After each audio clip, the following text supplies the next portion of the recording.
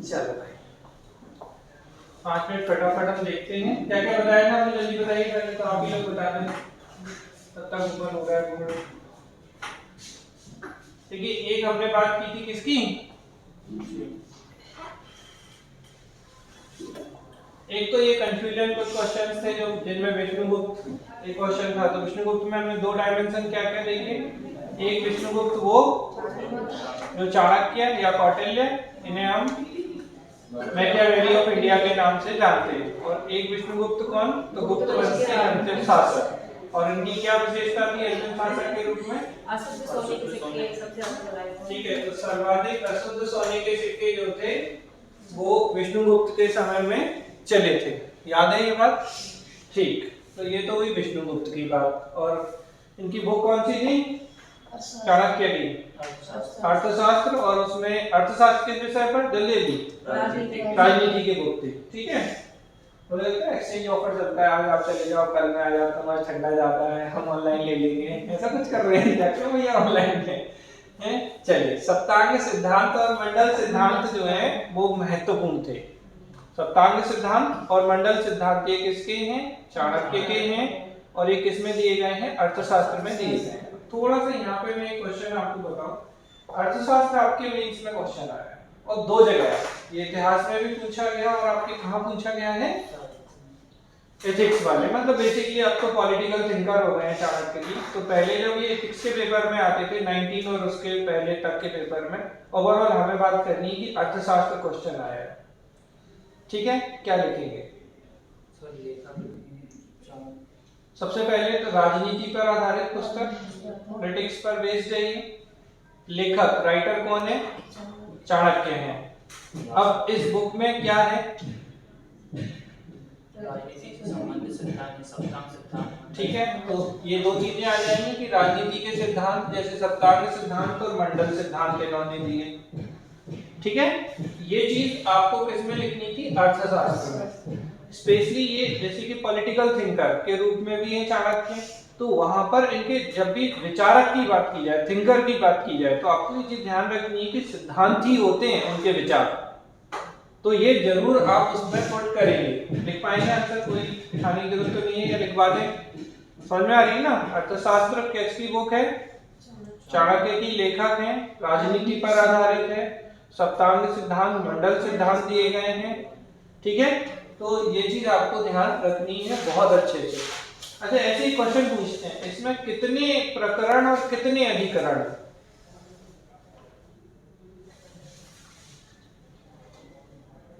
किसी ने पढ़ा हो कभी घोले भट्टी, सोच लो, बता देना, कोई जल्दी नहीं है।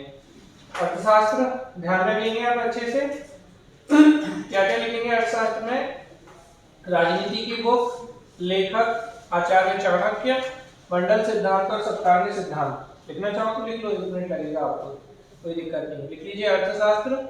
अर्थशास्त्र क्या है, राजनीति पर आधारित या राजनीति की पुस्तक, ठीक है, राइटर लेखक आचार्य चाणक्य, और दो जो बातें हमने बताई, कौन कौन से सिद्धांत, एक मंडल सिद्धांत और एक सप्तांग सिद्धांत,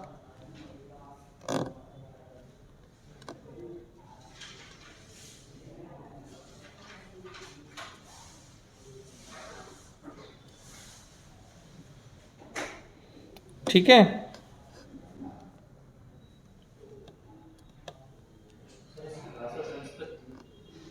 क्या होगी, स्वाभाविक है,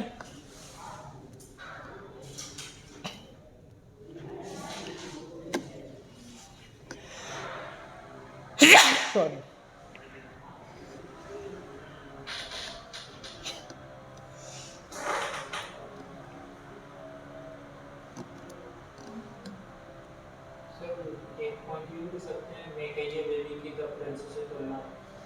कर सकते हैं, जरूरत नहीं है, क्योंकि एक्चुअली कौन पहले का था बताइए, चाणक्य पहले के हैं, तो वो थोड़ा सा मतलब जरूरत नहीं है उसकी, इसमें नहीं है अर्थशास्त्र में। जब हम चाणक्य को लिखेंगे तो ये चीज हमने कल बताई थी आपको कि भारत का मैकियावेली इन्हें कहा जाता है।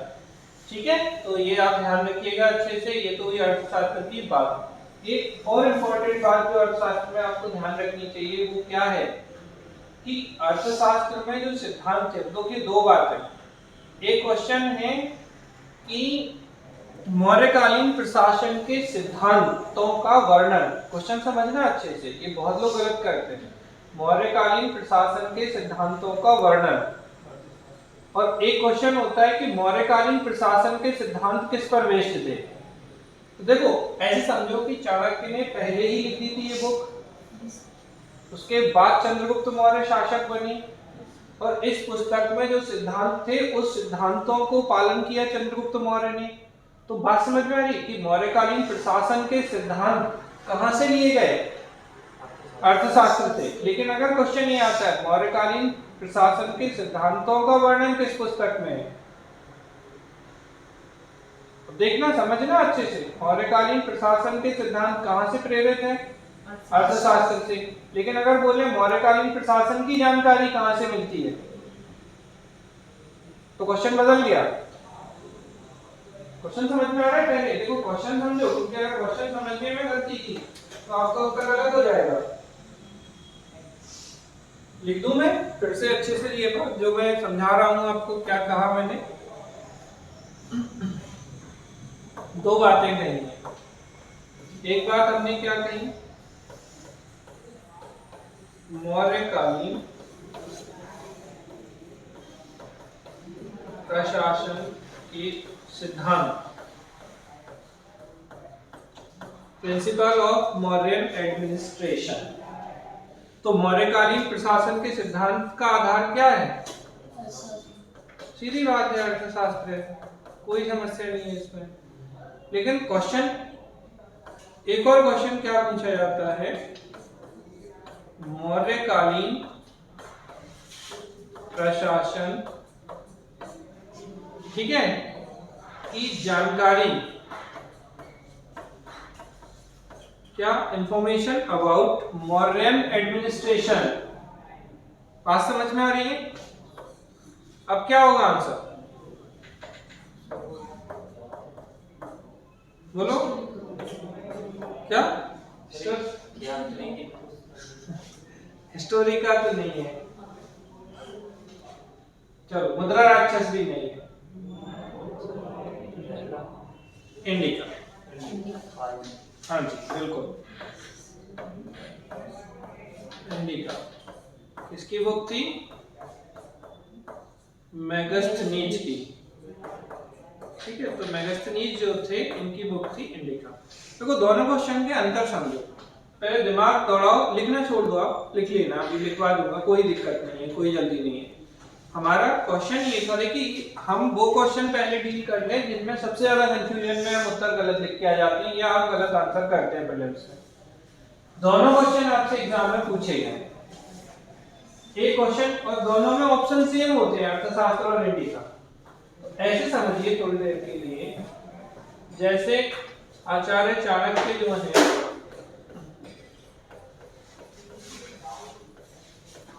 ठीक है, आचार्य चाणक्य नंद वंश के शासक, किसके, धनानंद या धनानंद के दरबार में जाते हैं। ठीक है, कहानी के रूप में थोड़ा अच्छे से याद हो जाएगा, जाते हैं, चले गए। क्यों गए थे धनानंद के दरबार में, क्योंकि धनानंद के समय कौन आक्रमण कर रहा था, सिकंदर। ठीक है, सिकंदर का आक्रमण कहां पर हुआ, इन्वेजन ऑफ सिकंदर। अगर हम कहें तो भारत के पश्चिमोत्तर सीमांत प्रांत, नॉर्थ वेस्ट फ्रंटियर प्रोविंस, अगर हम देखें पाकिस्तान अफगानिस्तान का ये जो रीजन है हमारा उत्तर पश्चिमी सीमा है, इन क्षेत्रों में सिकंदर का आक्रमण हुआ। और सिकंदर का जब आक्रमण हुआ तो आचार्य चाणक्य ने धनानंद से कहा था कि आप सभी, चूंकि मगध का शासक था धनानंद, तो कहा था सभी राजाओं को मिलाकर एक ग्रुप बनाइए और सिकंदर को पराजित कर दीजिए। बट ये थोड़ा पागल था, क्रैक समझते हैं ना?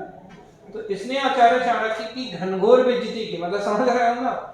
ये इसका मानना ये था कि ये जो होते हैं जितने भी ब्राह्मण है, आते से ही बोला ले ब्राह्मण तू भी मांग ले, लूट ले घनानंद को, तुझे क्या चाहिए? तो आचार्य चाणक्य को बहुत गुस्सा आई।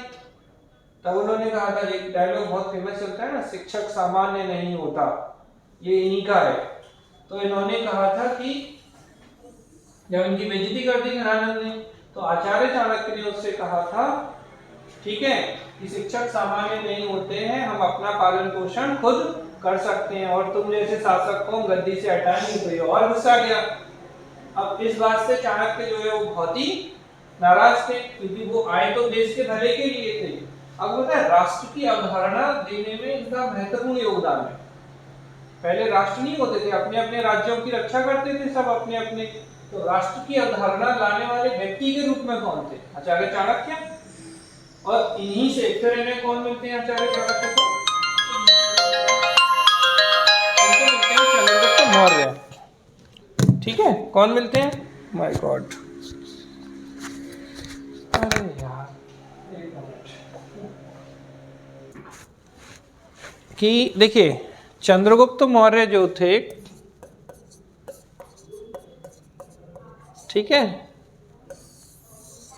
आचार्य चाणक्य को मिलते हैं। यहाँ से इनकी इंसल्ट हो ही चुकी है। जब इन्होंने देखा कि इस इतने छोटे से बालक में लीडरशिप के बहुत अच्छे गुण विद्यमान हैं, तो फिर इन्होंने इनको शिक्षा दीक्षा दी। और क्या किया फाइनली?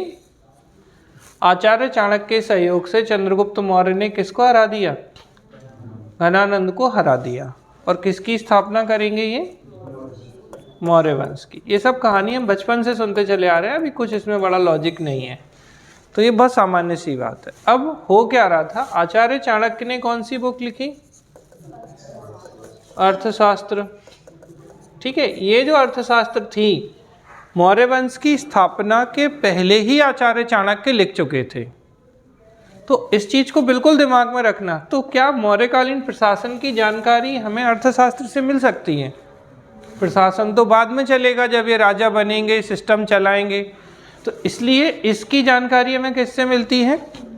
इंडिका से। तो इंफॉर्मेशन अबाउट मौर्यन एडमिनिस्ट्रेशन या मौर्यकालीन प्रशासन की जानकारी इंडिका। प्रश्न क्लियर है आपको? अब बात आती है कि मौर्यकालीन प्रशासन के सिद्धांत किस पर आधारित थे, या मौर्यकालीन प्रशासन किस पर आधारित था? तो अर्थशास्त्र पर। आप ऐसे समझ लो, आचार्य चाणक्य ने अपनी बुक लिखी जिसे हम अर्थशास्त्र के रूप में जानते हैं। अर्थशास्त्र में शासन चलाने के जो नियम कायदे कानून प्रशासन के सिद्धांत दिए थे, एडमिनिस्ट्रेटिव प्रिंसिपल्स दिए थे, उसके आधार पर मौर्यकालीन प्रशासन चला। लेकिन अर्थशास्त्र में मौर्यकालीन प्रशासन की जानकारी नहीं मिल सकती, क्योंकि घटना तो पहले ही हो चुकी है। इसलिए अर्थशास्त्र में प्रशासन के सिद्धांत हैं। मतलब क्या है? तो मौर्यकालीन प्रशासन जो है किस पर आधारित था? अर्थशास्त्र पर आधारित था। बात समझ में आ रही है? ठीक है, लेकिन मौर्यकालीन प्रशासन की जानकारी मिलेगी किससे? तो जैसे चंद्रगुप्त मौर्य जब शासन करने लगे थे, तो इनके दरबार में आया था ये यूनानी राजदूत, ग्रीक राजदूत था ये, ग्रीक एम्बेसडर। यूनानी राजदूत कौन था? मेगास्थनीज। तो ये मेगास्थनीज इनके दरबार में आया। तो उस समय उसने मौर्य काल के दौरान जो चीज़ें देखी उसका वर्णन किया उसने किसमें? इंडिका में। बात समझ में आ गई? दोनों प्रश्न एग्जाम में आ चुके हैं बहुत आसानी से, और ऑप्शन हमेशा अर्थशास्त्र और इंडिका ही होते हैं। तो आपको बहुत सीधे सीधे याद रखना है कि मौर्यकालीन प्रशासन की जानकारी, information about Mauryan administration, indica. ठीक है, दूसरा क्वेश्चन है मौर्यकालीन प्रशासन के सिद्धांत किस पर आधारित थे? अर्थशास्त्र पर आधारित थे। या यूँ कहें कि मौर्यकालीन प्रशासन किसके अनुसार चलाया जा रहा था? तो अर्थशास्त्र में दिए गए सिद्धांतों पर आधारित था। लेकिन मौर्यकालीन प्रशासन की जानकारी अर्थशास्त्र में नहीं थी। ठीक है, क्योंकि जैसे हम पढ़ते हैं मौर्यकालीन प्रशासन, एक्चुअली आगे क्वेश्चन ही नहीं पढ़ता बच्चा, तो पहला ऑप्शन क्या दिखता है उसे? अर्थशास्त्र। और अर्थशास्त्र दिखता है तो वो लगा देता है, क्योंकि दिमाग में क्या फीड है, हाँ यार आचार्य चाणक्य ही तो थे सब कुछ शासन प्रशासन को चलाने में। अगर हम देखें तो ये क्या थे इनके, ये प्रधानमंत्री थे, इनके गुरु भी थे। अब प्राइम मिनिस्टर जैसे चलाएगा सत्ता तो वैसे ही चलेगी, तो इससे एक कन्फ्यूजन होता है। तो अब आप समझ लो अर्थशास्त्र में क्या क्या बात है। किसकी है बुक?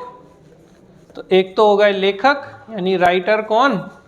चाणक्य, एक बात। दूसरी बात क्या बताई, किस पर आधारित है ये बुक? राजनीति की, ठीक है, पॉलिटिक्स की जानकारी देती है। दूसरी बात, तीसरी बात, मंडल और सप्तांग सिद्धांत, तो सप्तांग प्रिंसिपल और मंडल प्रिंसिपल इसमें दिए हुए हैं। ये हो गई बात, आपको समझ में आ रही है। और क्या होगा अर्थशास्त्र के आधार पर? तो अर्थशास्त्र की महत्ता अगर हमें बतानी है तो हम क्या बता सकते हैं? मौर्यकालीन प्रशासन के सिद्धांत अर्थशास्त्र पर आधारित थे। सिद्धांत, बात समझ में आ रही है? तो ये चीज़ हम अर्थशास्त्र के अंतर्गत इंक्लूड कर सकते हैं। एक इसी से मिलता जुलता क्वेश्चन आपका इंडिका भी एग्जाम में पूछा गया। चाणक्य आए तो क्या लिखेंगे? चाणक्य, अन्य नाम विष्णुगुप्त, कौटिल्य, भारत का मैकियावेली ऑफ इंडिया, इनकी बुक अर्थशास्त्र, इनके सिद्धांत मंडल सिद्धांत, सप्तांग सिद्धांत। तो सिद्धांतों में क्या है, सिद्धांत क्या है, क्या है? बताएंगे। अभी इतनी बात समझ में आ रही, बहुत जल्दी मत करिए इनको सीखने में। देखिए ऐसे समझिए कि उस समय राज्य जो था, राज्य के महत्वपूर्ण 7 अंग माने जाते थे, और राज्य की तुलना एक तरीके से बॉडी से की गई थी। पता है किसी को? बताइए, पता हो तो ट्राई करिए आराम से। कोई देखो जितना आता है उतना से। देखो मैं फिर कह रहा हूँ, आप कभी भी ये मत मानिए कि सब कुछ नया है, क्योंकि इससे आपका कॉन्फिडेंस लूज होता है बुरी तरीके से। ठीक है, बोले सुना है ना, हाँ बहुत है,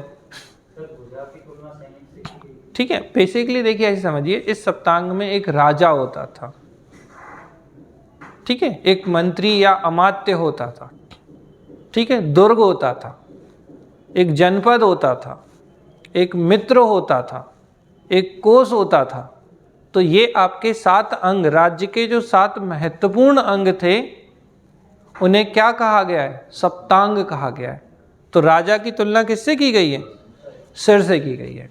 तो ये सप्तांग होते थे। ऐसे ही इनका मंडल सिद्धांत होता था कि हम अपने आसपास के राज्यों के साथ किस तरीके के संबंध रखेंगे, ये मंडल सिद्धांत में था। जैसे आप अगर अभी भी आपने सुना होगा, दुश्मन का दुश्मन दोस्त, ये किसने कहा है? ठीक है। तो ये सब चीज़ें आपकी, ये यहाँ के एक्चुअली टॉपिक नहीं है, हम भटक जाएंगे तो फिर क्या होगा ना, हमारा ये वाला सेक्शन छूट जाएगा यही। तो अभी बात समझ में आई कि राज्य के जो 7 अंग हैं, चूँकि हमें चाणक्य को समझिए, आपका जो राजनीतिक विचारक, किस विचारक की बात कर रहे हैं? Political thinker. तो राजनीतिक विचारक के रूप में आपके सिलेबस में पॉलिटिकल थिंकर में या थिंकर वाले सेक्शन में ऑलरेडी चाणक्य हैं। तो वहाँ पर हम सिर्फ क्या बात करेंगे? इनके सिर्फ और सिर्फ सिद्धांतों की, ठीक है। लेकिन फिर भी इतना क्यों? क्योंकि ये एक्चुअली एथिक्स में भी आते थे पहले, अब ये पॉलिटिकल थिंकर में भी आते हैं और इतिहास में भी आते हैं। और सही बोलें तो वर्तमान में भी इनकी प्रासंगिकता है। आप कई बार पढ़ते होंगे, कोट पढ़ते हैं, चाणक्य नीति। आज हम देखें हमारी डिप्लोमेसी, जो कूटनीति है, भारत के विदेशी राज्यों के साथ जो संबंध हैं, उनमें आचार्य चाणक्य के विचार हमें कई जगह दिखाई देते हैं। ठीक है, समझ में आ रही है बात? चलो वापस आ जाएं यहाँ तक। तो एक हमने क्या किया सॉल्व? अर्थशास्त्र का क्वेश्चन सॉल्व कर लिया। ये 2 बातें क्लियर हैं सभी को? एक आपसे प्रश्न, अब ये 2 प्रश्न और पूछे गए, इन्हीं से एसोसिएटेड हो जाते हैं ये। अब देखो, इंडिका किसकी बुक? मेगास्थनीज की। कोई समस्या नहीं, क्या जानकारी? और आप थोड़ा सा कनेक्ट करना सीखो, मतलब हम जो भी पढ़े ना उसको हम मीन्स में यूज कर लें जहाँ भी लिखने की ज़रूरत हो। मौर्यकालीन प्रशासन की जानकारी, इंफॉर्मेशन अबाउट मौर्यन एडमिनिस्ट्रेशन, किसकी बुक? मेगास्थनीज की बुक। इसमें इसने बेटा मौर्यकालीन समाज के प्रकार बताए हैं। कितने समाजों में बांटा था बताओ? Very good. लाइव में कोई बताना चाहेगा मौर्यकालीन समाज कितने वर्गों में विभाजित था? लाइव क्लास वाले बच्चों ठीक है। तो ये 7 जो कैटेगरी थी, 7 श्रेणी या 7 वर्ग जो थे, तो 7 कैटेगरी या 7 क्लास में इन्होंने किसको बांटा है? मौर्यकालीन समाज को बांटा है। तो बहुत आसान हो गया। आप देखो अच्छे से समझो। इंडिका, आप प्रीवियस ईयर देखेंगे मीन्स में पूरा सीधा 3 मार्कर ही आया है। इंडिका किसकी बुक, लेखक कौन? मेगास्थनीज, 1 पॉइंट। दूसरा किसकी जानकारी? मौर्यकालीन प्रशासन की जानकारी। तीसरा पॉइंट मौर्यकालीन समाज, ठीक है। तो इन्होंने बेसिकली मौर्यकालीन समाज को 7 वर्गों में विभाजित बताया। तो Mauryan society divide into 7 classes. तो ये 3 चीज़ें इसमें बताई थी। अब खुद से सोच के देखो कि उस समय जब ये यहाँ आए, आके रहे, इन्होंने प्रशासन देखा तो उसमें लिख दिया। इन्होंने देखा कि समाज में उस समय 7 वर्ग हैं तो वो उनने अपनी किताब में लिख दिया। तो ये आपकी मेगास्थनीज की बुक हो जाती है।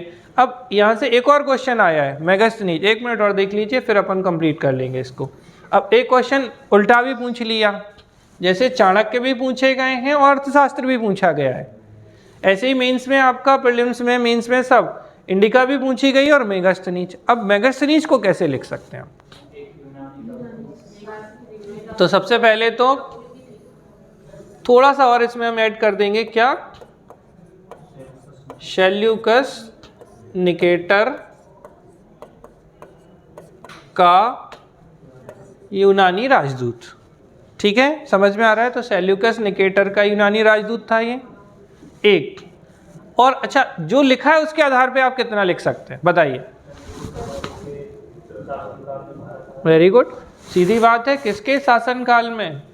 या कहें कोर्ट ऑफ चंद्रगुप्त मौर्य, चंद्रगुप्त मौर्य के दरबार में आया, ठीक है। और बुक इंडिका, और फिर थोड़ा सा इंडिका में जो है वो हम बता देंगे, क्योंकि जो इसने लिखा है वो इसी के बारे में, समझ में आ रही ना। तो मेगास्थनीज सेल्यूकस निकेटर का यूनानी राजदूत, ठीक है। तो Greek ambassador of Seleucus Nicator कहाँ आया? चंद्रगुप्त मौर्य के दरबार में आया, ठीक है। इसकी पुस्तक इंडिका, और उसके बाद इसी के आगे डैश लगा के मौर्यकालीन प्रशासन, मौर्यकालीन समाज की जानकारी। इतने में आपका ये क्वेश्चन कंप्लीट हो जाता है। आपके पास स्पेस ही नहीं बचेगा 3 लाइन में कि आप इससे ज़्यादा कुछ भी लिख सकें। तो ऐसे क्वेश्चन जो एक दूसरे से इंटरकनेक्ट होते हैं, कोशिश करिए हमेशा आप उनके साथ एक दूसरे को अटैच करें।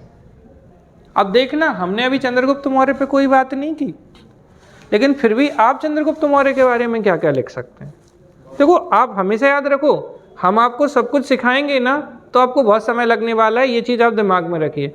तो हम सीखें इस तरीके से कि हम जो भी सीख रहे हैं उसको हम अप्लाई करना शुरू कर दें दूसरे तरीके से। आपको बुलेट्स दे दी ना, अपने सर में मार लो गोली, किस्सा ख़त्म, हो गई तैयारी। अब वो बुलेट्स बेसिकली मेंस की तैयारी का मतलब है हमें जो इन्फॉर्मेशन मिल रही है उस इन्फॉर्मेशन को हम कहाँ कहाँ पुट कर सकते हैं, बस यही मेंस है। अगर हमें पुट करना नहीं आया तो हम रट तो सकते हैं, और एट द एंड रटने के बाद क्या होगा कि हम दूसरे क्वेश्चन जैसे ही आएंगे जो हमने ज़्यादा नहीं पढ़े, हम कंफ्यूज जाएंगे कि हम लिख क्या दें। तो हमें बार बार इस चीज़ को अपने आप को एनालाइज कराना है कि हम डाल क्या कह सकते हैं। अभी जो आपने चंद्रगुप्त मौर्य के बारे में पढ़ा वो क्या पढ़ा? एक, मौर्य वंश के संस्थापक, आप सब जानते हैं, बहुत बचपन से हम ये चीज़ समझते चले आ रहे हैं, founder of Maurya dynasty, 1 point, ठीक है। गुरु व प्रधानमंत्री आचार्य चाणक्य, 2 पॉइंट। और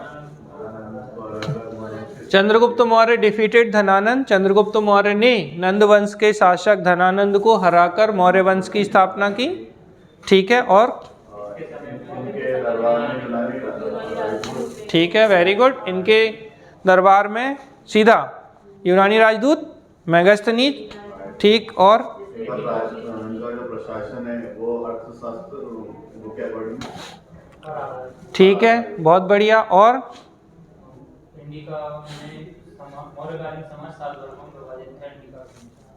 इसको मतलब चंद्रगुप्त मौर्य के साथ लिखने में मतलब रिलेवेंट नहीं है बहुत ज़्यादा, लेकिन हम पेज भरना है तो भर देंगे। तो अभी आप देखो कितनी बातें सीखे आपने। एक बात, क्या? मौर्य वंश के संस्थापक, तो फाउंडर ऑफ मौर्यन डायनेस्टी, एक बात। दूसरी बात, गुरु और प्रधानमंत्री आचार्य चाणक्य। तीसरा, चंद्रगुप्त मौर्य डिफीटेड धनानंद, चंद्रगुप्त मौर्य ने धनानंद को पराजित किया, या नंद वंश के अंतिम शासक धनानंद को पराजित किया। ठीक, इतनी बातें तो आप बहुत आराम से लिख सकते हैं। इनके दरबार में कौन आए? कोर्ट में मेगस्थनीज या यूनानी राजदूत मेगस्थनीज का आगमन हुआ। ठीक है, और मौर्यकालीन प्रशासन, अब चूंकि चंद्रगुप्त मौर्य भी उस प्रशासन का हिस्सा थे ना, तो मौर्यकालीन प्रशासन जो है वो किस पर आधारित था? या अब यहाँ पे जैसे हमें स्पेसिफाई करना है चंद्रगुप्त मौर्य, तो चंद्रगुप्त मौर्य का प्रशासन, क्योंकि उस समय यही राजा हैं, किस पर आधारित था? तो थोड़ा सा स्पेसिफिकेशन हो जाएगा, हमने उन्हें महत्ता दे दी। और हम देखें अब इनका युद्ध किससे हुआ था? ठीक है, तो चंद्रगुप्त मौर्य ने सेल्यूकस निकेटर को पराजित किया था। Chandragupta Maurya defeated Seleucus Nicator. अब ये आपको नहीं समझ में आ रहा होगा कैसे हो गया, फिर से यहीं जाना होगा। सिकंदर जो थे, सिकंदर ने जब भारत पर आक्रमण किया तो आचार्य चाणक्य धनानंद से मिले थे। ये जो था सेल्यूकस निकेटर, ये इनका सेनापति था। जब ये चला गया तो ये इसको छोड़ गया अपने क्षेत्रों में शासन करने के लिए। तो अब जब ये शासक के रूप में आ गया तो इसकी पंगेबाजी इससे होगी। तो चंद्रगुप्त मौर्य ने सेल्यूकस निकेटर को हरा दिया, और सेल्यूकस निकेटर को हराने के बाद आपको पता है इनकी एक बेटी थी हेलेना। क्या थी? हेलेना। हेलेना से किसकी शादी होगी? चंद्रगुप्त मौर्य की। तो दो युद्ध हमने बता दिए, एक घनानंद को हराया, एक सेल्यूकस निकेटर को हराया। और बड़ी बात मैं आपको बताऊं, ये किस धर्म के अनुयायी थे? जैन धर्म के। और इनकी मृत्यु जो हुई थी, ठीक है, श्रवण बेल गोला। ठीक है, ये बहुत आता है क्वेश्चन, कर्नाटक। तो श्रवण बेल गोला में इन्होंने संलेखना, कौन सी पद्धति? संलेखना पद्धति से। संलेखना पद्धति का मतलब होता है कि पहले आप खाना छोड़ते हैं, फिर आप पानी छोड़ देते हैं, फिर प्राण त्याग देते हैं। तो धीरे धीरे तो संलेखना मेथड से इन्होंने क्या किया? अपने प्राण त्याग दिए थे। इनका बेटा कौन था? चंद्रबिंदु। तो बिंदुसार, बिंबिसार नहीं, बिंबिसार कहाँ था? कल बताओ जल्दी से। बिंबिसार था हर्यक वंश में। तो ये एक बात आ जाती है। तो आप अगर देखोगे तो इतनी सारी चीज़ें एक दूसरे से इंटरकनेक्ट होती हैं, बस कहानी उतनी याद रखना जितनी हमें लिख ले जानी है। अब होता क्या, गलती क्या, कहानी इतनी सुनाते हैं लोग या इतनी सुनते हैं कि फिर उसके बाद वो भूल जाते हैं कि कंटेंट कहाँ है हमारे काम का। तो कहानी सिर्फ उतनी कि घनानंद के समय हम, अब ये लोग कैसे हो गए? घनानंद और सिकंदर एक ही समय के हैं, क्या बोलते हैं?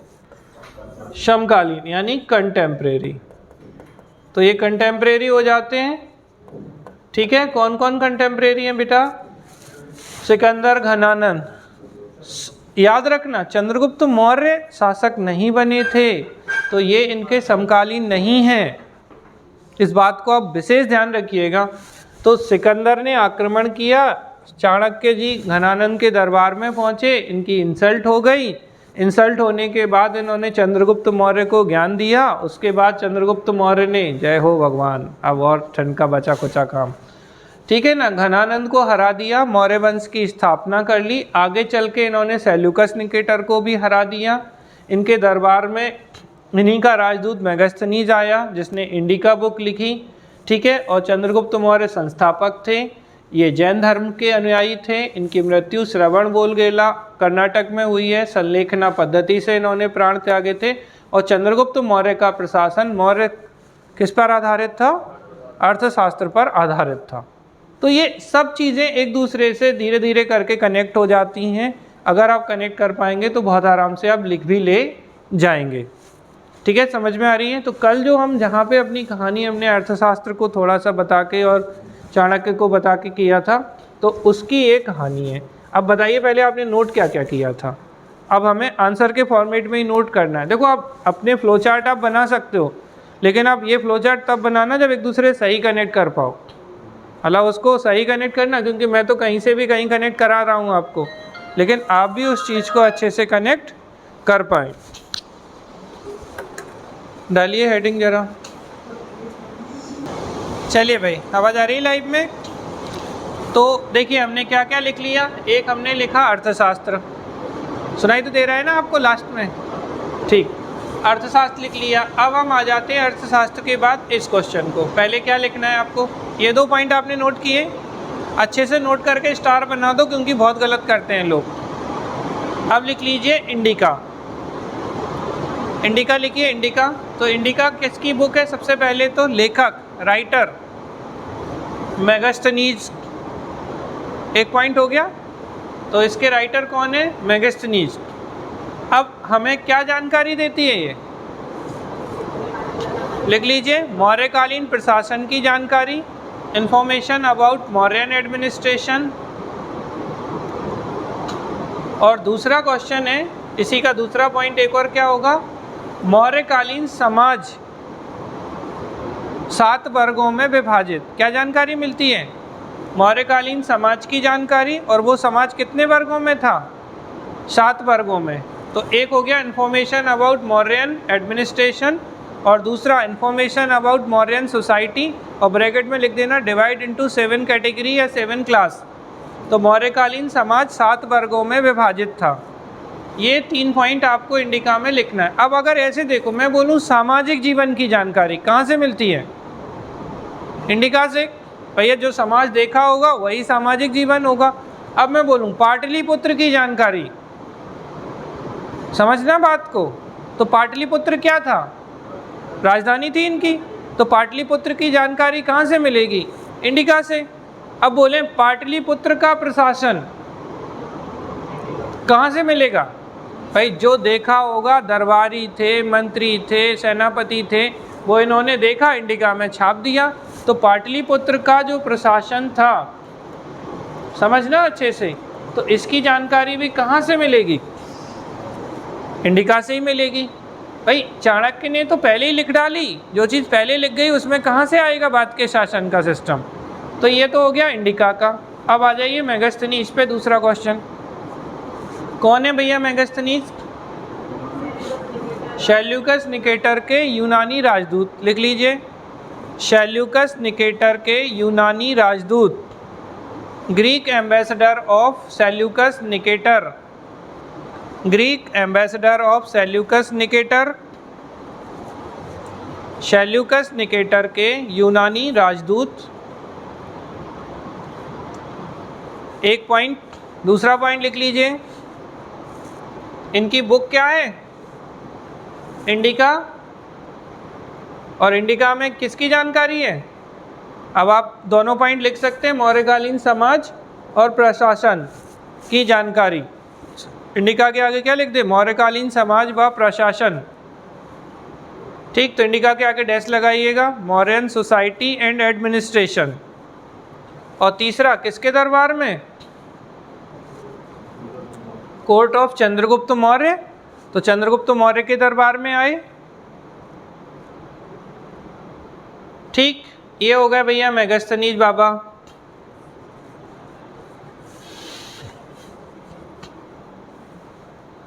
अच्छा, कभी गलती से सेल्यूकस निकेटर पूछ ले, पूछा नहीं है ये क्वेश्चन हालांकि, लेकिन बस ऐसे ही देखो, समझो अच्छे से। सिकंदर का सेनापति, ठीक है, तो commander in chief of Sikandar या अलेक्जेंडर, एक। दूसरा, ठीक है।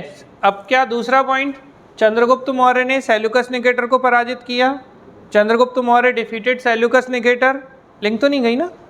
तीसरा पॉइंट क्या, ठीक है, इसका राजदूत मेगास्थनीज इसी का था, और अपनी बेटी का विवाह संधि की होगी, ठीक है ना। तो एरिया, हरात अगर आपने सुने हो, अराकेशिया, ये सारे क्षेत्र जो हैं, अभी हम पढ़ेंगे इन्हें डिटेल में, जब मौर्य वंश को पढ़ेंगे तो आपको पता चलेगा कि अराकेशिया, एरिया, हेरात, ये क्षेत्र इन्होंने इनको दे दिए थे। आदेश भेज देना लिंक।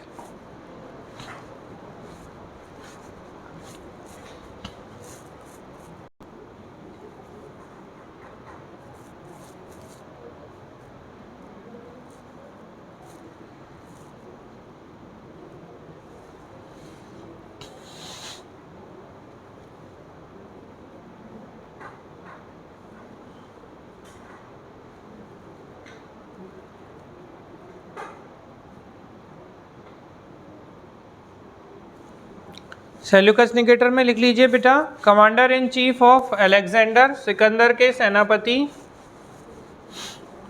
दूसरा पॉइंट, इनका राजदूत एम्बेसडर कौन था? मेगास्थनीज। तीसरा पॉइंट, चंद्रगुप्त मौर्य ने सेल्यूकस निकेटर को पराजित किया। Chandragupta Maurya defeated Seleucus Nicator. और इनकी डॉटर या बेटी कौन है? हेलेना। और चाहो तो लिख देना, हेलेना मैरिज किससे हुई? चंद्रगुप्त मौर्य से।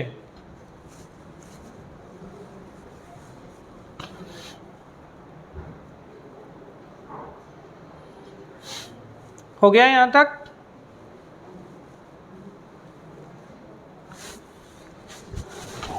ये तो बातें हुई, बस चंद्रगुप्त मौर्य मैं अभी नहीं लिखा रहा हूँ क्योंकि हम पढ़ेंगे आगे चल के इन्हें तो डिटेल में, फिर भी आप बस अच्छे से समझ लीजिएगा। मौर्य वंश के संस्था, अब देखो करना क्या है एक्चुअली, अगर आप हिस्ट्री को कनेक्ट नहीं कर पाए तो आपको याद नहीं रहने वाली है। थोड़ा समझिएगा अच्छे से, बिल्कुल रिलैक्स मोड में, बिल्कुल लिखना नहीं है, बस सुनते चलिए। थोड़ी देर के लिए अपना दिमाग शांत रख के हमें चीज़ों को इंटरकनेक्ट करना है। अगर हम देखें तो जो व्यवस्थित इतिहास है वो मगध से शुरू होता है। इसे हम कह सकते हैं कि 16 महाजनपद जो थे, क्या थे? 16 महाजनपद। उन 16 महाजनपदों में से सबसे महत्वपूर्ण महाजनपद कौन था? मगध था। और याद रखना, शुरू में इसकी राजधानी बिल्कुल पाटलिपुत्र नहीं हुआ करती थी। प्रारंभिक रूप में इसकी राजधानी जब हम 16 महाजनपदों में देखते हैं तो क्या थी ये? राजगृह या गृहब्रज। ठीक, आप राजगृह से मतलब रखो, तो इसकी राजधानी या सी लिख दूं कैपिटल, तो मगध की राजधानी राजगृह हुआ करती थी। हम कहाँ हैं? हम बात कर रहे हैं 16 महाजनपद। उन 16 महाजनपदों में जहाँ से एक्चुअली राजा स्टार्ट होते हैं व्यवस्थित रूप में, मगध की। अब इस मगध में जो एक वंश है वो है बृहद्रथ। कौन सा वंश है? बृहद्रथ वंश। ये बहुत कम लोगों ने इस पे ज़्यादा चर्चा की होती है, बस आपको इतना ध्यान रखना होता है कि बृहद्रथ के नाम पर ही इस वंश का नाम क्या रख दिया गया? बृहद्रथ वंश। और इसके एक महत्वपूर्ण शासक थे जरासंध। तो जरासंध का नाम आप लोगों ने सुना होगा अगर आपने अच्छे से क्या देखी होगी? महाभारत। रामायण में नहीं, महाभारत में। महाभारत में आपने जरासंध का नाम कहाँ सुना है? जरासंध को कहीं सुना आपने? अच्छा, जरासंध को किसने पराजित किया था? भीम। भीम जानते हैं ना? भीम ने इन्हें 2 हिस्सों में फाड़ दिया था। बहुत शक्तिशाली था ये। किसको? जरासंध को। ये चूंकि आपके इतिहास में नहीं पूछा जाता, लेकिन फिर भी बृहद्रथ वंश का सबसे शक्तिशाली शासक कौन है? जरासंध। ठीक है, बृहद्रथ के नाम पर इस वंश का नाम बृहद्रथ पड़ा। और ये किससे पराजित हुआ जरासंध? तो भीम ने इसे पराजित किया था। इतनी बातें, लेकिन ये चूंकि कैसी है, हिस्टोरिकली आपको बहुत ज़्यादा इनको पढ़ने को नहीं मिलता है, तो आपसे क्वेश्चन नॉर्मली यहाँ से नहीं पूछे जाते हैं। ये तो एक वंश है जो किस में है? आपका मगध में है। शुरू जो कहानी होती है वो यहाँ से होती है एक्चुअली। दूसरा कहें या कहें पहला महत्वपूर्ण वंश, याद करो आप लोग, कौन सा वंश? हर्यक वंश। तो ये जो हर्यक डायनेस्टी है, इसके संस्थापक कौन है? संस्थापक कौन? अब थोड़ा सा ध्यान रखना, बिंदुसार नहीं है ये। अभी हम जहाँ थे हम वहीं के वहीं आपको छोड़ देंगे, बस थोड़ा सा बस समझते चलिएगा। तो हर्यक के संस्थापक हैं बिंबिसार। ठीक है, और इसके बाद में, बिंबिसार के बाद में आता है इनका बेटा अजात शत्रु। ठीक है, और अजात शत्रु के बाद में इनका बेटा कौन आता है? उदयन। तो ये उदयन आ गया। ये जो उदयन है बेटा, यही उदयन है जो हम क्या देखते हैं, ये जो पाटलिपुत्र हम देखते हैं ये यहाँ जाके राजधानी बनती है। तो अब आपसे क्वेश्चन क्या बन जाता है, पाटलिपुत्र का संस्थापक उदयन। पाटलिपुत्र किसकी राजधानी थी, हर्यक वंश के शासक उदयन की। ठीक है, आधुनिक रूप से क्या है पाटलिपुत्र, बिहार की जो राजधानी पटना है। तो वर्तमान में ये क्या है, प्रेजेंट डे में हम इसे क्या है ये अपना, तो वर्तमान पटना ही उस समय का क्या था, पाटलिपुत्र था। इतनी बात समझ में आ रही। मगध का पहला महत्वपूर्ण वंश जिसकी ऐतिहासिकता हमें व्यवस्थित रूप से मिलती है, हिस्टोरिकल बैकग्राउंड जिसका हमें प्रॉपर वे में मिलता है, उसका फाउंडर कौन है, हर्यक का बिंबिसार, बिंबिसार का बेटा अजातशत्रु, अजातशत्रु का बेटा उदयन। और इस वंश में हम जब थोड़े से और आगे जाते हैं तो इसमें आता है अंतिम शासक। बताओ भाई कौन था पहले तो, किसको पता है इस वंश का अंतिम शासक, किसकी बात कर रहे हैं हम, हर्यक की। बहुत सरल है, ऐसे नहीं करो, मतलब फिर गलत हो जाएगा। अच्छा, इस वंश के बाद आएगा कौन सा वंश, समझना अच्छे से, बिल्कुल कोई जल्दी नहीं है, बिल्कुल तसल्ली से, जिससे कि घटनाएं आपको कनेक्ट हों। बिंबिसार, अजातशत्रु, उदयन। देखो, बिंबिसार की हत्या करते हैं अजातशत्रु, अजातशत्रु की हत्या करते हैं उदयन। तो इसीलिए ये वंश क्या हो गया, पितृहंता, मतलब पिता की हत्या करके शासन करने वाला वंश। तो पितृहंता वंश या हर्यक वंश एक ही है। तो बनाइए मत मैडम, बना लीजिएगा, समय देंगे पर्याप्त। देखिए फिर कह रहा हूँ कनेक्ट करिए, क्योंकि इसमें कुछ ऐसा नहीं बता रहा है जो नहीं लिखा है किताबों में, सब लिखा है, बस आप थोड़ा कनेक्ट करिए। अब इस पर थोड़ा फोकस करिए, नाग पर। पहले तो नाम याद करने की कोशिश करिए, बिंबिसार, अजातशत्रु, उदयन, और उदयन ने पाटलिपुत्र, और अंतिम शासक नागदशक, और नागदशक की हत्या करेंगे। देखो, नाग और शिशुनाग, तो इसके बाद में जो आते हैं वो कौन आते हैं, शिशुनाग। अब देखो थोड़ा समझना, शिशुनाग वंश, कौन सा वंश, शिशुनाग वंश। इसके फाउंडर कौन होंगे, नाम में ही छुपा है, जैसे बृहद्रथ वाला बृहद्रथ था, तो संस्थापक कौन है, फाउंडर कौन है, तो फाउंडर है शिशुनाग। कनेक्ट कैसे करेंगे, नाग की हत्या नाग ने कर दी। एक्चुअली ये जो नागदशक थे अंतिम शासक, इनका सेनापति था शिशुनाग। कौन था ये, अगर हम देखें तो किसका सेनापति है ये, नागदशक का सेनापति था शिशुनाग। और शिशुनाग ने, नाग ने नाग को मार डाला, डस लिया। ठीक है, तो आपस में, क्योंकि गलत ऐसे ही होता है, अभी यहाँ बृहद्रथ याद आ जाएगा आपको, कुछ और याद आ जाएंगे। तो शिशुनाग ने किसको मारा, तो इनको आप याद रखो, ये नाग और यहाँ नाग। तो नागदशक को शिशुनाग ने मारा, और कौन सा वंश स्थापित किया, शिशुनाग वंश। एक हो गया। अब इस शिशुनाग के बाद इनका बेटा आता है कालाशोक। कौन सा आया इनका बेटा, कालाशोक। इसी को हम क्या नाम देते हैं, काकवर्ण। तो ये काकवर्ण भी कहलाता है। ये कई बार क्वेश्चन पूछा गया है कि काकवर्ण किसकी उपाधि थी। ठीक है, अब कालाशोक के बाद इसमें आएगा अंतिम शासक। अब आप मुझे बताओ, शिशुनाग वंश का अंतिम शासक कौन था, कल ही पढ़े हम, कौन था, तो अंतिम शासक कौन, नंदी वर्धन। ठीक है, आ गया नंदी वर्धन। तो कनेक्ट करो, बार बार मैं बोल रहा हूँ, आप जब तक आपकी क्रोनोलॉजी क्लियर नहीं होगी ना, आपके कहीं भी बैठ जाएंगे। तो नंदी वर्धन किस वंश का, अंतिम शिशुनाग वंश, शिशुनाग ने इसकी स्थापना की। शिशुनाग के बाद कालाशोक, कालाशोक के बाद नंदीवर्धन, और नंदी में नंद, नंदी में क्या लिखा है? नंद। तो नंदी को मारेंगे नंद, और नंद कौन होंगे? महापदम नंद। कनेक्ट करो फिर से। तो नंदी को किसने मारा? कहानी वही, कौन इनके? ये मंत्री या सेनापति, किसके? नंदीवर्धन के।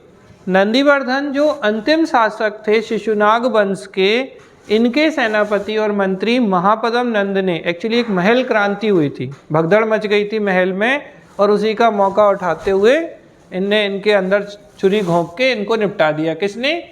महापदम नंद ने। अब इसने किस वंश की स्थापना की? नंद वंश की। तो कौन सा वंश स्थापित हो गया?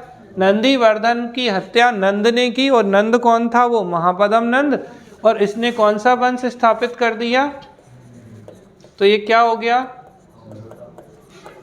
Founder of Nand dynasty. तो नंदा डायनेस्टी का संस्थापक कौन? महापदम नंद।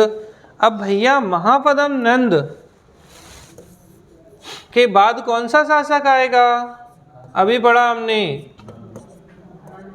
घनानंद भी बोलते हैं इसे, हम धनानंद भी बोलते हैं। दोनों स्पेलिंग हिंदी इंग्लिश सब सही है, आपकी जो इच्छा, जो आपको इजी याद हो जाए। आपको अगर घनानंद अच्छा लगता है आप घनानंद लिखो, आपको धनानंद अच्छा लगता है धनानंद लिखो। दोनों ही चीज़ें बुक्स में मिलती हैं, कुछ भी गलत होने की संभावना नहीं है। तो ये कौन था?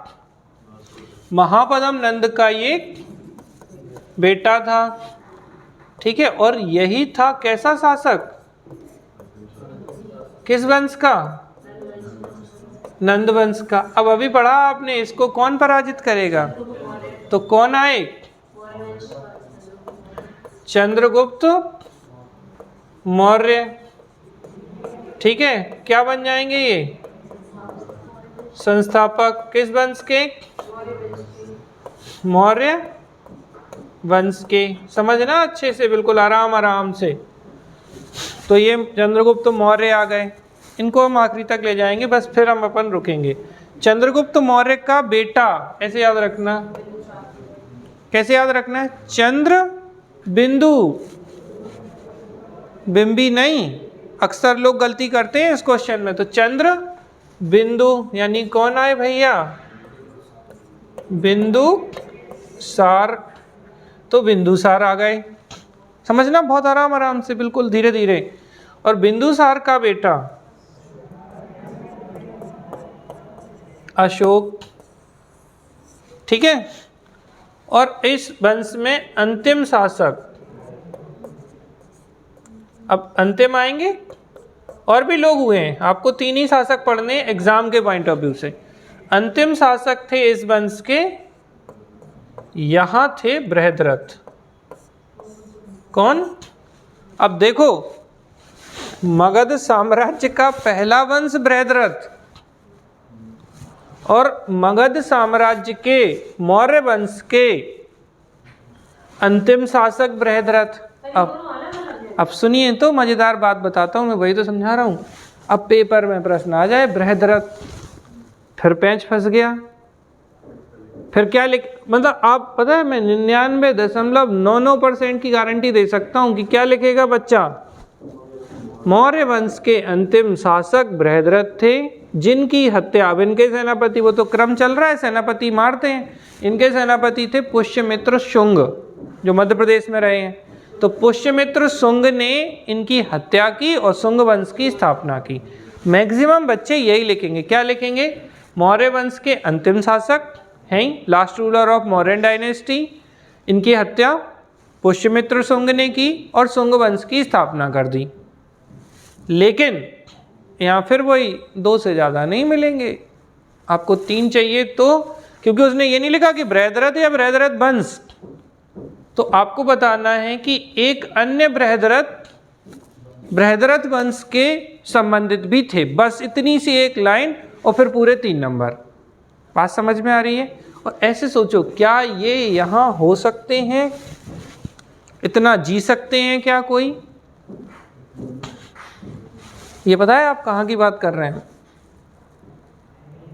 मतलब समझ रहे हैं आप कौन सी कहाँ आ गए हम? कितने BC AD में कहाँ होंगे? अच्छा, यहाँ सुंगवंश कब स्थापित हुआ, अगर किसी को पता हो तो? तीसरी सदी के आजू-बाजू, तीसरी सदी के आजू-बाजू। तीसरी सदी। और बताइए कब हो सकता है अप्रोक्स?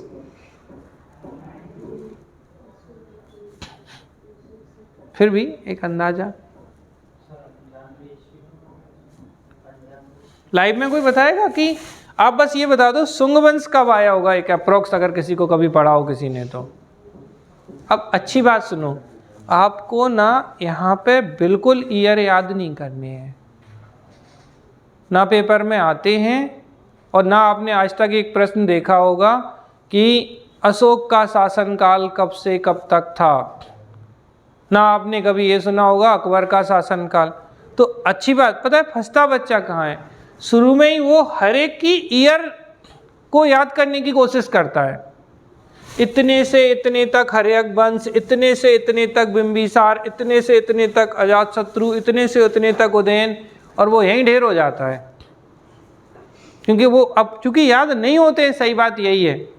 तो याद रखना कि इतिहास में ना ऐसा नहीं कि हर जगह बस सिर्फ डेट ही याद करनी है और ईयर याद करनी है। यहाँ बिल्कुल नीड नहीं है, ना किसी तरीके का प्रश्न आता है।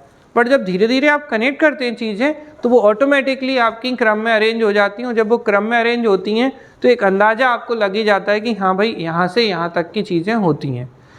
इतिहास में जो ईयर महत्वपूर्ण है वो आपके सल्तनत काल और मुगल काल में महत्वपूर्ण है। और कहाँ आपको ईयर याद रखने होंगे? युद्धों के समय। कि अब जैसे मैं एक एग्जांपल दूं, 261 BC में, 261 BC में कलिंग का युद्ध हुआ।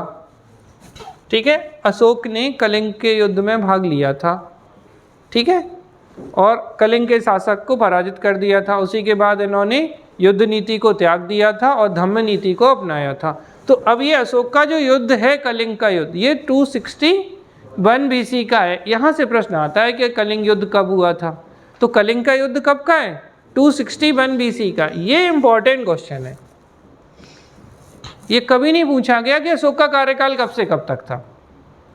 तो हम कार्यकाल को लेकर अनावश्यक नहीं उलझेंगे। अगर हम ज़्यादा उलझे तो इतिहास फिर नहीं याद होने वाला हम, और याद भी हो जाएगा। देखो, जो चीज़ एग्ज़ाम में नहीं लिखनी है, जिन चीज़ों का एग्ज़ाम में कोई विशेष महत्व नहीं है, उन चीज़ों से हम थोड़ा सा किनारा करते हुए चलेंगे। हम वही करेंगे जो एग्ज़ाम में आता है बस, क्योंकि एट द एंड हमें सेलेक्ट होना है। विद्वान तो बनते रहना जीवन भर पढ़ पढ़ के। बात समझ में आई? करो कनेक्ट। अब मगध साम्राज्य 16 महाजनपदों में से एक मगध था। मगध सबसे शक्तिशाली महाजनपद था। उस वंश, मगध के अंदर एक पहला वंश बृहद्रथ वंश मिलता है। बृहद्रथ नाम के व्यक्ति की जानकारी यहाँ से मिलती है। इसके बाद यहाँ पर जरासंध, जो कि सबसे शक्तिशाली शासक था इस वंश का। इसके बाद हर्यक वंश आता है, और हर्यक वंश के जो संस्थापक थे वो थे बिंबिसार। बिंबिसार जो थे, इनका बेटा कौन था? अजातशत्रु। और इनका बेटा कौन था? उदयन। तो बिंबिसार की हत्या अजातशत्रु की हत्या उदयन ने की थी। और इसके बाद इस वंश का अंतिम शासक नागदशक, जिसकी हत्या इनके सेनापति या कमांडर इन चीफ शिशुनाग ने की। और कौन सा वंश स्थापित किया? शिशुनाग। इसी को बेटा कभी कभी शिशुनाग वंश को ही हम क्या बोलते हैं? नाग वंश भी बोलते हैं। तो कोई कन्फ्यूजन नहीं रखना। शिशुनाग इसके संस्थापक और पहले शासक थे। फिर इनका बेटा आता है कालाशोक। ठीक है, इसको हम काकवर्ण के नाम से जानते हैं। और इस वंश का अंतिम शासक आता है नंदीवर्धन। इस नंदीवर्धन की हत्या इनके मंत्री या अमात्य कौन करते हैं? महापद्म नंद कर देते हैं। और इस तरीके से महापद्म नंद किस वंश की स्थापना करते हैं? नंद वंश की स्थापना करते हैं। अच्छी बात, इसमें बहुत ही कम शासक हैं, एक महापद्म नंद और घनानंद। काम खत्म। 8 बेटे थे और ये छोटा था, लेकिन ये बहुत ही खतरनाक था, तब भी ये शासक बना। तो ये धनानंद था, धनानंद या धनानंद। ठीक है, इनको ये अंतिम शासक थे किस वंश के? नंद वंश के। इन्हें चंद्रगुप्त मौर्य हराते हैं और किस वंश की स्थापना करते हैं? मौर्य वंश की स्थापना करते हैं। फिर मौर्य वंश में कौन? चंद्रगुप्त मौर्य, इनका बेटा चंद्रबिंदु, बिंदुसार, बिंदुसार का बेटा अशोक महान शासक, और अंतिम शासक बृहद्रथ, और इनकी हत्या पुष्यमित्र शुंग जो कि इनके सेनापति थे वो करेंगे। और कौन सा वंश एस्टेब्लिश करेंगे? शुंग वंश स्थापित करेंगे। अभी जितनी चीजें हमने थोड़ी बहुत देखी थी, अब बताओ धनानंद में क्या लिखोगे? देखो बार बार आप क्या करो, मेंस आप तभी लिख पाओगे जब आप चीजों को, अब जैसे मान लो दो तरीके से क्वेश्चन आ सकता है। एक, अगर ये फुल क्वेश्चन आया नंद वंश की विस्तार से व्याख्या कीजिए तो ये 5 मार्कर आएगा, ठीक है। तो नंदा डायनेस्टी के बारे में बताना है। इंडिविजुअल आएंगे तो महापद्म नंद और धनानंद आएंगे। अब आप धनानंद के बारे में कितना पढ़े अभी बताओ? चंद्रगुप्त मौर्य संपालित इनका जो युद्ध हुआ था इसमें ये चंद्रगुप्त मौर्य से परास्त हुए थे और ये नंद वंश के अंतिम शासक थे। ठीक है, देखो महापद्म नंद के पुत्र तथा नंद वंश के अंतिम शासक। तो हमने इनके बारे में बता दिया, इनके बारे में बता दिया। एक पॉइंट पहले थोड़ा तो बताओ कि कौन, तो शुरू में ये नहीं सीधा पराजित अपन ने कर दिया, ये ध्यान रखना है। क्या धनानंद कौन थे? महापद्म नंद के पुत्र तथा नंद वंश के अंतिम शासक, जिससे ये समझ में आया कि भाई अंतिम शासक। अब बात करें तो किसके समकालीन? बिल्कुल नहीं, शासक तो चंद्रगुप्त मौर्य बनते ही तब हैं जब इन्हें हरा देते हैं, ये गलत हो जाएगा। सिकंदर, मैं इसलिए चुप था थोड़ी देर तक, सिकंदर के समकालीन, कंटेम्प्रेरी ऑफ अलेक्जेंडर। देखो शासक को शासक के समकालीन बताओगे ना, जो शासक ही नहीं है भाई, दो बराबर के लोगों में तुलना होगी ना, ठीक है। देखो समकालीन में शासक से समकालीन होते हैं, हाँ व्यक्ति के रूप में समकालीन बिल्कुल है, लेकिन शासक तो बनेंगे ही तब जब ये हटेंगे। तो काल तो बदल गया, इनका काल खत्म हो गया, इनका काल शुरू हो गया, इनके साथ तो अकाल हो गया, समझ गए ना। तो किसके समकालीन? ये सिकंदर के समकालीन। देखो अगर एक और बात, अगर एक ही जैसी चीजें लिखोगे तो फिर नंबर नहीं मिलेंगे, तो हमें अलग अलग चीजें बतानी। एक क्या बताया हमने? महापद्म नंद के पुत्र, son of Mahapadma Nand and last ruler of Nanda dynasty, एक पॉइंट हो गया। दूसरा किसके समकालीन? सिकंदर के समकालीन। या यूं कहें, सिकंदर का आक्रमण भारत में जब हुआ था तो उस समय मगध का राजा धनानंद ही था। फिर चंद्रगुप्त मौर्य डिफीटेड धनानंद, चंद्रगुप्त मौर्य ने, और ज्यादा है तो चंद्रगुप्त मौर्य ने आचार्य चाणक्य के सहयोग से धनानंद को पराजित किया। इससे ज़्यादा आपको सच में कुछ लिखने की इनकी ज़रूरत है नहीं, क्योंकि इनने कुछ नहीं किया अपने जीवन में तदिक धा के अलावा। इनके यहाँ गाना बजाना चलता रहता था और बस ये सुनता रहता था, और जब खुश हो गया तो सौटान लुटा देता था और बस ये करता रहता था। चूँकि शक्तिशाली था तो किसी की मजाल नहीं थी कि कुछ भी कर पाए।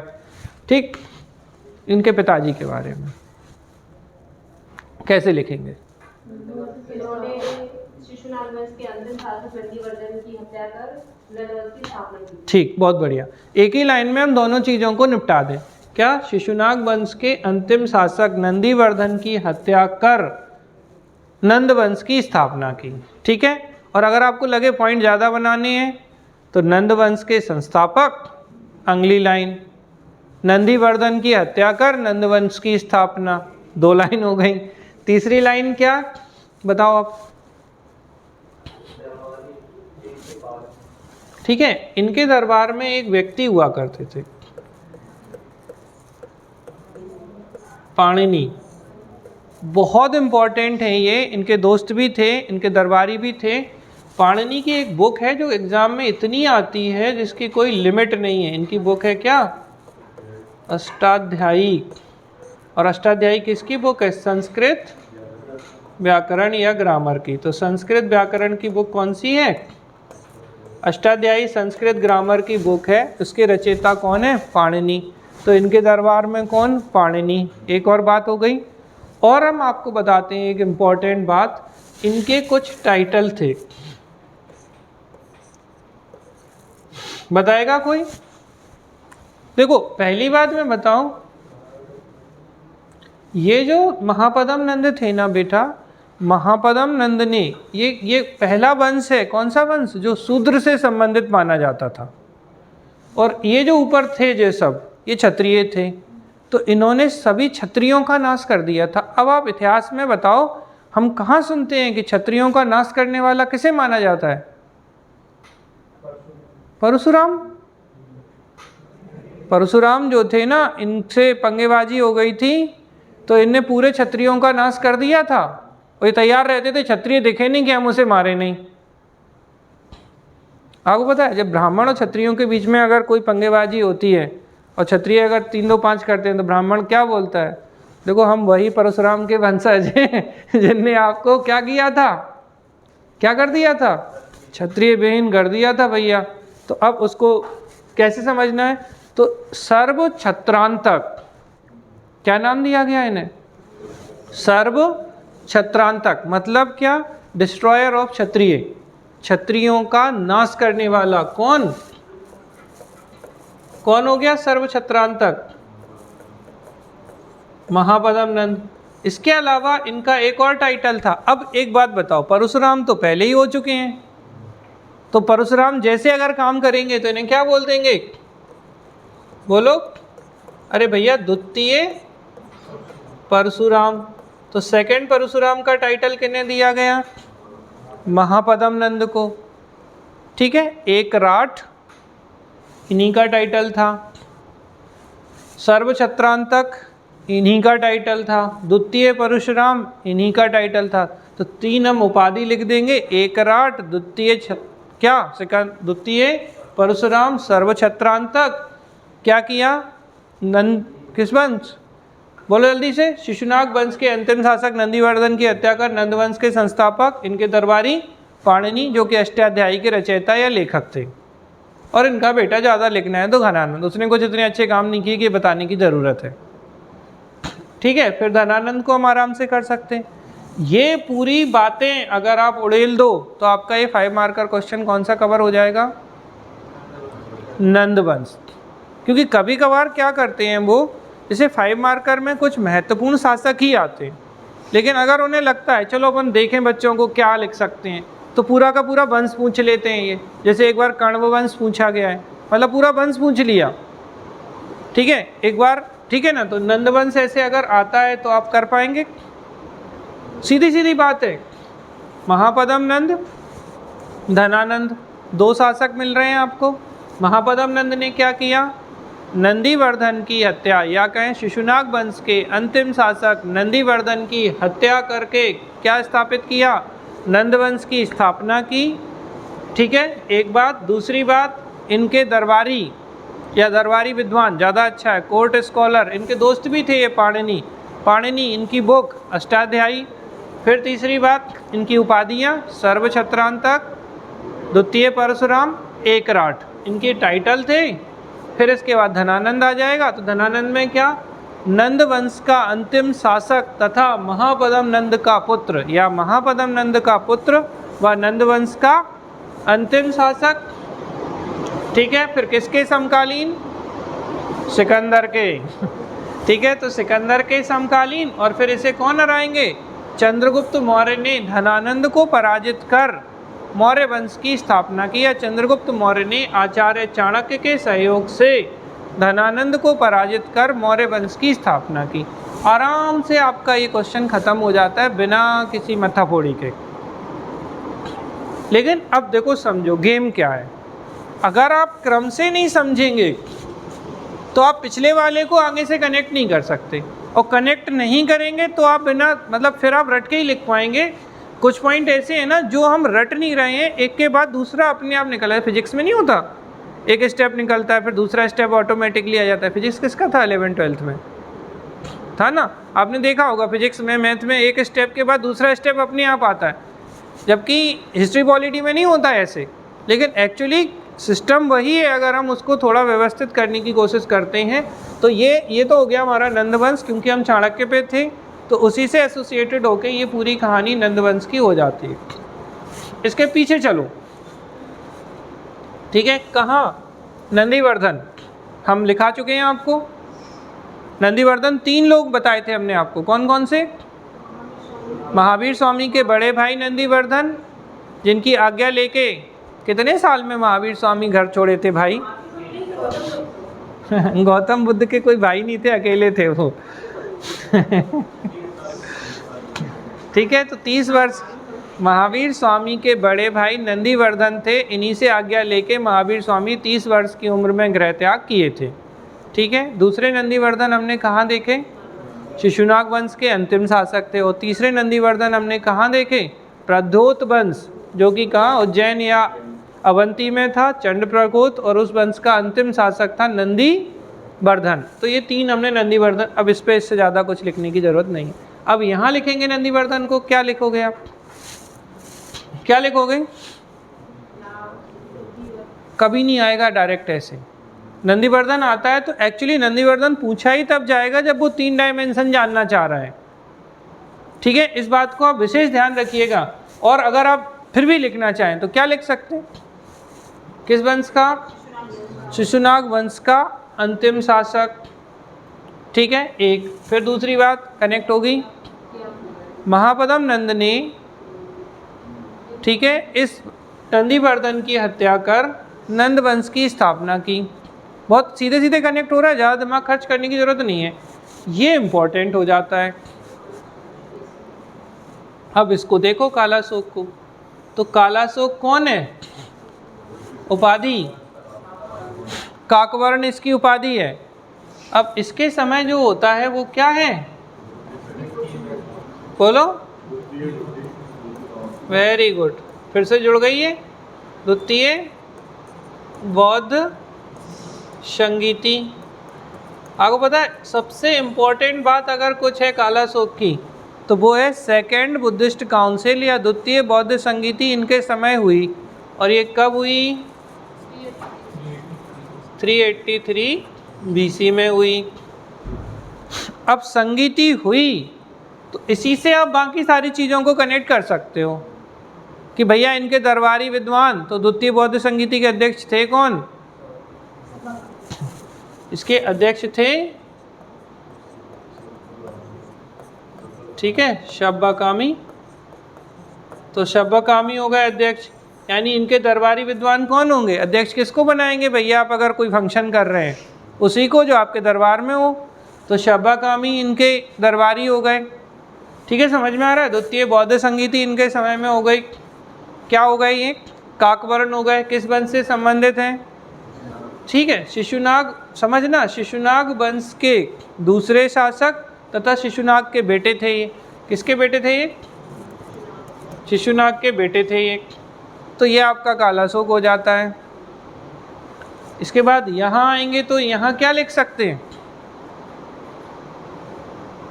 किनको मारा? देखो आप ना ज़्यादा रटने की जगह आप ऐसे समझो, शिशुनाग वंश के संस्थापक, या कहें किसके, जल्दी बताओ, हर्यक वंश के अंतिम शासक नागदशक की हत्या कर शिशुनाग ने शिशुनाग वंश की स्थापना की। ठीक है, समझ में आ रही है? और शिशुनाग का बेटा कौन? कालाशोक। और ये महत्वपूर्ण क्यों? क्योंकि इसके समय में द्वितीय बौद्ध संगीति। तो एक तो होगा शिशुनाग वंश के संस्थापक, और एक किसकी हत्या की? नागदशक की हत्या की। किसके सेनापति थे? तो नागदशक के सेनापति थे ये शुरू में। आप अगर इसी को गोल गोल घुमा दोगे तो भी आप 3 लाइन लिख ले जाओगे। ज़्यादा कुछ अभी हम कुछ नहीं पढ़ा रहे हैं, सिर्फ आपको कनेक्ट करा रहे हैं। उतने में भी आप बहुत कुछ लिख सकते हैं। नागदशक में क्या? अंतिम शासक, हत्या, इनके सेनापति शिशुनाग द्वारा इनकी हत्या कर किस वंश की स्थापना? शिशुनाग वंश की स्थापना की गई। पीछे आ जाओ। उदयन कौन? पहले तो हर्यक वंश का शासक, या कहें हर्यक, ठीक है, अजात शत्रु का पुत्र, हर्यक वंश का शासक, संस्थापक मत कर देना। ठीक है, एक किसकी हत्या की? ठीक है, तो अजात शत्रु की हत्या या अपने पिता की हत्या की। और क्या किया? पाटलिपुत्र का संस्थापक या पाटलिपुत्र की स्थापना की। 3 पॉइंट इससे कंप्लीट हो जाते हैं। कुछ नहीं है आपका, कोई समस्या नहीं। अजात शत्रु कौन? हर्यक वंश का शासक, बिंबिसार का पुत्र, बिंबिसार की हत्या की। अब इनके टाइटल हैं, तो बताओ मुझे बिंबिसार कौन थे? इनका टाइटल क्या? श्रोणिक। और ये कौन? ये कुणिक था। ऐसा समझ लो कुण के पिता की हत्या कर डाली। कुण गया था पिताजी से, बोले छोड़ेंगे नहीं तुमको। तो कुणिक कौन? अजातशत्रु। श्रोणिक कौन? काकवर्ण कौन था? तीन अलग अलग हैं, ठीक है। तो श्रोणिक, कुणिक और काकवर्ण, ठीक। अब ये जो बिंबिसार थे, अब देखो अजातशत्रु के समय क्या हुई बेटा? इसके समय हुई पहली बौद्ध संगीति। तो पहली बौद्ध संगीति किसके समय? अजातशत्रु के समय। तो ये हुई कब होगी? 483 BC। देखो अब अगर इससे ही कनेक्ट कर लोगे ना, तो इसके आसपास का टेन्योर तो आप वैसे ही समझ जाओगे कि हाँ ये 483 के आसपास तो हो गई होगा कम से कम, ये 383 के आसपास होगा। तो पहली बौद्ध संगीति हुई, ठीक है, इसके समय। और पहली बौद्ध संगीति के जो अध्यक्ष थे वो कौन थे? महाकश्यप। तो ये जो महाकश्यप थे ये अध्यक्ष थे किसके? पहली बौद्ध संगीति के। तो दरबारी विद्वान कौन हो गए? महाकश्यप। पिता कौन हो गए? बिंबिसार। हत्या किसकी करेगा? बिंबिसार की। उपाधि क्या हो गई? कुणिक, ठीक है। पहली बौद्ध संगीति का आयोजन कब? 483 BC में। इसके अलावा इसने दो हथियारों का प्रयोग किया था, महाशिला कंटक और, बोलिए किसी को पता हो क्या नाम है इनके हथियारों का? सुना है आप लोगों ने? किसी ने बताइए मैडम, कुछ पता हो तो। एक था महाशिला कंटक और एक क्या था? बोलिए भाई, लाइव में क्या? बोलो। दो हथियार थे, एक था रथमूषल और एक था महाशिला कंटक। इन्होंने इनका उपयोग किया था। तो अजातशत्रु, इसके ऊपर कौन आएंगे? बिंबिसार। अब फिर से वही, हर्यक वंश के संस्थापक। उपाधि श्रोणिक, किसके पिता? ठीक है, या सीधा कहें बिंबिसार की हत्या अजातशत्रु ने की। अब इसके अलावा इनका विवाह, ठीक है, इनने अपना साम्राज्य ना विवाह संबंधों से ही बढ़ाया था। ये बहुत समझदार व्यक्ति थे। शादी करो, दहेज में जायदाद नहीं ले लो, साम्राज्य ले लो, ठीक है। तो ये जो थे इनके तीन महत्वपूर्ण विवाह हैं जिनको हमें पढ़ना है और उस पर फिर हम आगे बात करेंगे। तो यहाँ से सबसे पहले आप थोड़ा सा बना लो, जिससे कि आपके दिमाग को थोड़ा जगह दे दे के बनाना, जिससे कि आप देखो पहला काम क्या है इतिहास को पढ़ने का। अगर आप एक वंश को डिटेल में पढ़ने बैठोगे ना, तो यहाँ तक पहुँचते पहुँचते ना आपको 10 दिन लग जाएंगे और उस स्थिति में आपके अंदर बोरियत आ जाएगी। तो सबसे पहला स्टेप होता ही ये है कि पहले हम थोड़ा थोड़ा, लेकिन वो जो एग्ज़ाम में आता है वो समझ लें। एक बार कनेक्ट हो गया तो उसके साथ हम बाकी चीज़ों को बिठा सकते हैं। लेकिन अगर हमने पहली बार में, पानी तो ऐसे गिर रहा है भोपाल बहा देगा ये। चलिए डालिए मगध। मगध, ठीक है, मगध में लिख लीजिए मगध साम्राज्य के वंश। मगध साम्राज्य के वंश।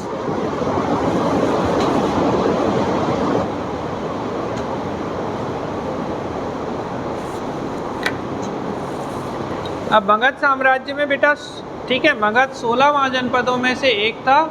इसका पहला जो वंश था, लिख लीजिए फर्स्ट बृहद्रथ वंश।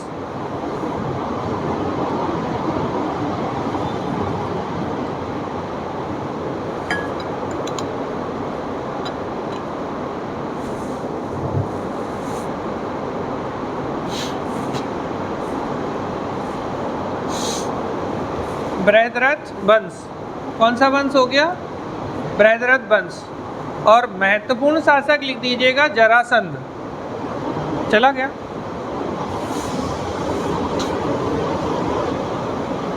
हाँ भाई, तो मगध में पहला वंश कौन सा है? बृहद्रथ वंश, बृहद्रथ डायनेस्टी। और सबसे महत्वपूर्ण या शक्तिशाली शासक, तो महत्वपूर्ण इम्पोर्टेंट रूलर कौन था? जरासंध। ठीक है। इसके बाद आइए दूसरा, जहाँ से एक्चुअली इतिहास हमें देखने को मिलता है, एक व्यवस्थित हिस्ट्री जो हमें पढ़ने को मिलती है, वो है हर्यक डायनेस्टी, हर्यक वंश। ठीक है, हर्यक वंश। अब हर्यक वंश में देखिए, इसी वंश का एक और नाम क्या है? पितृहंता। लिख लीजिए ऑब्लिक करके, हर्यक ऑब्लिक पितृहंता। सीधा सीधा ऐसे लिखा होता है बेटा, PITRAHANTA, पितृहंता। तो पितृहंता डायनेस्टी या हर्यक डायनेस्टी है ये आपकी। और इस वंश के पहले शासक बनाइए, थोड़ा स्पेस देके हुए बनाइएगा जिससे कि आप चीज़ें थोड़ी ऐड कर पाएँ। पहले शासक कौन? संस्थापक, फाउंडर, बिंबिसार। संस्थापक कौन है? बिंबिसार। और इनकी उपाधि क्या थी ब्रैकेट में? श्रोणिक। ठीक है ना, तो श्रोणिक, इनकी टाइटल क्या है? श्रोणिक, उपाधि है श्रोणिक। अब इनके बाद कौन आया था इनका बेटा? अजातशत्रु। लिख लीजिए, सेकंड रूलर अजातशत्रु। और अजातशत्रु का क्या टाइटल है? कुणिक। तो अजातशत्रु हो गया कुणिक। और इस कुणिक के समय में, अजातशत्रु के समय में सबसे इम्पोर्टेंट घटना, पहली बौद्ध संगीति, फर्स्ट बुद्धिस्ट काउंसिल 483 BC। पहली बौद्ध संगीति, first Buddhist council 483 BC। 483 BC में पहली बौद्ध संगीति हुई थी। ठीक है, और उसके अध्यक्ष कौन थे? महाकश्यप। इस संगीति के चेयरमैन कौन है? महाकश्यप। इसके बाद तीसरा रूलर क्या? सॉरी, बोलिए एक बार और बोलिए।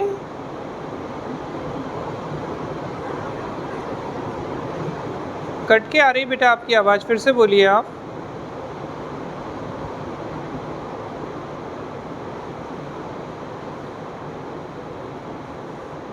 हाँ बिल्कुल लिख सकते हैं, क्योंकि वो इसके दरबार में ही होगा तभी अध्यक्ष बनाएंगे संगीति का।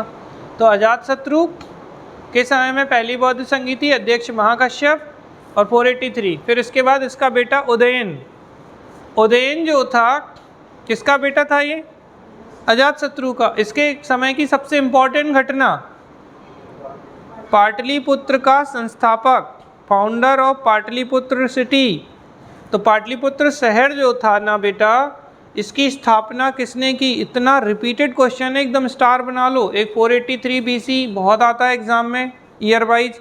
एक पाटलिपुत्र को आधुनिक रूप से किस नाम से जानते हैं? पटना के नाम से, ये भी खूब आता है। तो ये लगातार आए हुए क्वेश्चन है। उदयन, और उदयन के बाद अंतिम शासक कौन है इस वंश का? लास्ट रूलर, अरे यार, लास्ट रूलर कौन है? नागदशक। तो अंतिम शासक के रूप में हम लिखेंगे नागदशक। अब याद करिए, नागदशक की हत्या कौन कर रहा है भाई? इनका सेनापति या कमांडर इन चीफ। तो अब आएगा शिशुनाग। कौन आएगा? शिशुनाग। तो ये शिशुनाग जो है, इसी के नाम पर इस वंश का नेक्स्ट वंश कौन सा हो जाएगा? शिशुनाग डायनेस्टी या शिशुनाग वंश। तो ये दूसरा वंश। इसके बाद ये तीसरा वंश अगर हम कहें मगध में, तो कौन सा आ गया? शिशुनाग डायनेस्टी या शिशुनाग वंश। अब शिशुनाग वंश में क्या करेंगे आप? संस्थापक कौन है? तो निश्चित रूप से फाउंडर कौन हो गया इसका? तो संस्थापक कौन है? शिशुनाग ही है। और उसी के नाम पर शिशुनाग वंश ऑब्लिक करके हम इसको क्या नाम देते हैं? नागवंश। तो शिशुनाग वंश या नागवंश, और फाउंडर या संस्थापक हो गया आपका शिशुनाग। बहुत अच्छे से बनाइए क्रोनोलॉजी, जितनी मन में बिठा सकते हैं बिठाइए इसको, क्योंकि एक बार में आप बहुत सारे वंश अगर कर लेंगे तो आपके लिए काफ़ी सारी चीज़ें आसान हो जाएंगी। तो शिशुनाग हो गया। और शिशुनाग का बेटा कौन था? कालाशोक। और कालाशोक का टाइटल या उपाधि क्या थी? काकवर्ण। ठीक है, तो काकवर्ण हो गया ये कालाशोक। कालाशोक जो है वो काकवर्ण के नाम से हम इसे जानते हैं। और इसके समय में महत्वपूर्ण घटना क्या है? द्वितीय बौद्ध संगीति, सेकेंड बुद्धिस्ट काउंसिल 383 BC। तो द्वितीय बौद्ध संगीति किसके समय? कालाशोक के समय। और इस संगीति के अध्यक्ष कौन थे? सब्बाकामी। तो इसके जो चेयरमैन होंगे इस संगीति के वो होंगे सब्बाकामी। ठीक, तो अध्यक्ष कौन? सब्बाकामी। अब इस वंश का अंतिम शासक कौन था भाई? नंदीवर्धन। तो लास्ट रूलर लिख लीजिए नंदीवर्धन। Last ruler Nandivardhan. ठीक है, अब नंदीवर्धन के बाद में इसकी हत्या कौन करेगा? नंदीवर्धन की। नंदी को कैसे कनेक्ट करना है? नंद से। तो नंदी के बाद आएंगे नंद, और नंद में होंगे कौन से? महापदम नंद। तो नेक्स्ट वंश कौन सा आएगा? नंद वंश। और नंद वंश में संस्थापक कौन?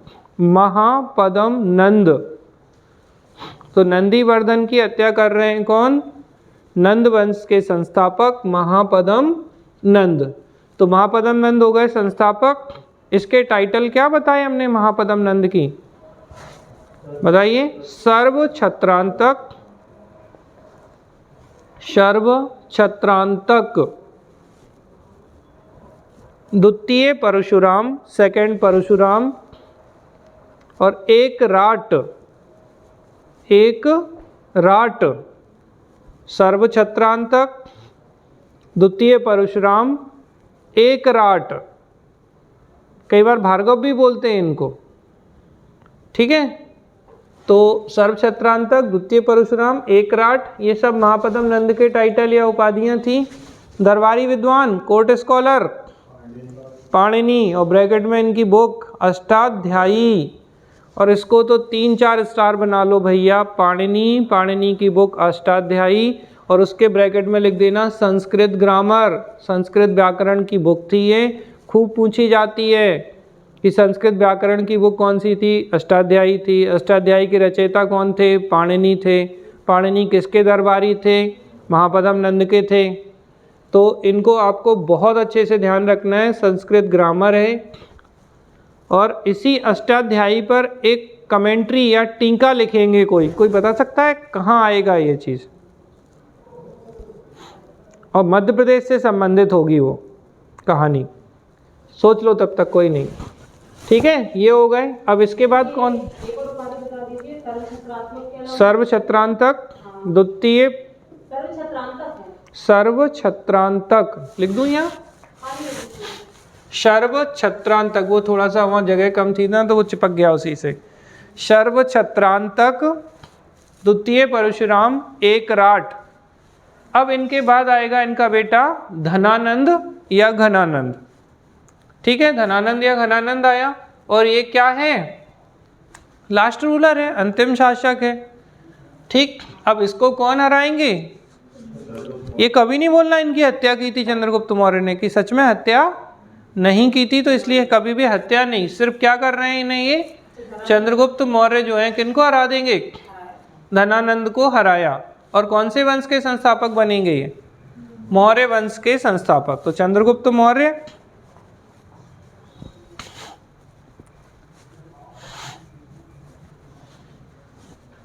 पता है इनकी उपाधियां क्या थी?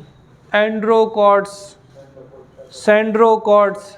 इन्हें सब उल्टे सीधे नामों से ही पुकारा इनने। किसने? ये जो यूनानी लेखक हुए ना, यूनानी इतिहासकार, इनने कहा एंड्रोकोटस, सेंड्रोकोटस। किनको? चूंकि अभी बिंदुसार की भी नहीं बताई। बिंदुसार के भी ऐसे ही नाम थे उल्टे सीधे। बिंदुसार को बोला जाता था क्या? जानते हैं आप लोग बिंदुसार को किस टाइटल से पुकारते थे? बहुत इंपॉर्टेंट था, अमित्र घात। क्या नाम था इसका? अमित्र घात। ये कौन थे? Androcottus, Sandrocottus. ये किसके थे? चंद्रगुप्त मौर्य के। अमित्र घात को इंग्लिश में हम एमेट्रोचैट्स भी बोलते हैं। इसका मतलब क्या है? अमित्र मतलब जो मित्र नहीं है। सुन लो, पहले लिख लेना आराम से।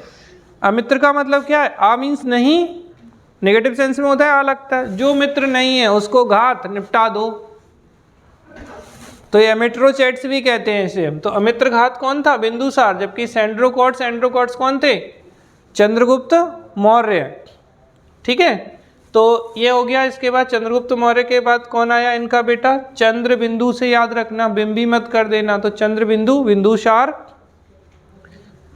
ठीक है, और बिंदुसार के बाद इनका बेटा था अशोक।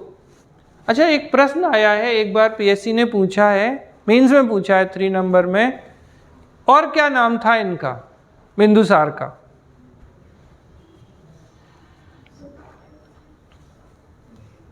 कोशिश करिए, किसी को पता हो। लाइव में कोई बताना चाहेगा? बिंदुसार को और किस नाम से जानते हैं हम?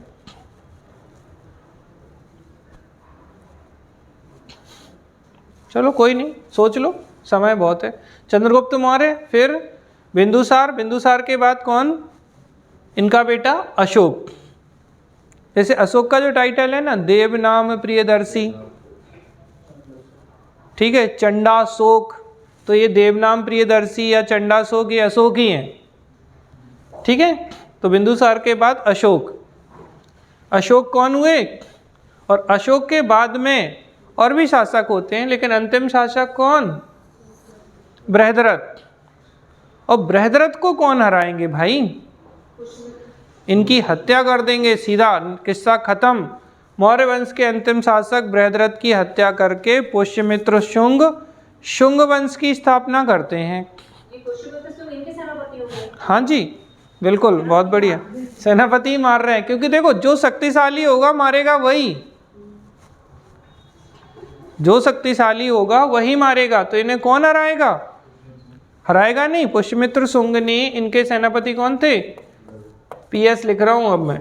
पुष्यमित्र शुंग जो हैं, इनके कमांडर इन चीफ थे। इन्होंने बृहद्रथ की हत्या की, और उसके बाद कौन सा वंश स्थापित करेंगे? ये शुंग वंश। अब थोड़ा सा समझ लो, अभी हमने क्वेश्चन पूछा था आपसे, पाणिनि की बुक अष्टाध्यायी, और मैंने कहा कि अष्टाध्यायी पे टीका किसने लिखा? Commentary on Ashtadhyayi. तो ये जो पुष्यमित्र शुंग है, समझना थोड़ा सा, कौन है? पुष्यमित्र शुंग। तो ये जो पुष्यमित्र शुंग है, इनके दरबारी कौन है?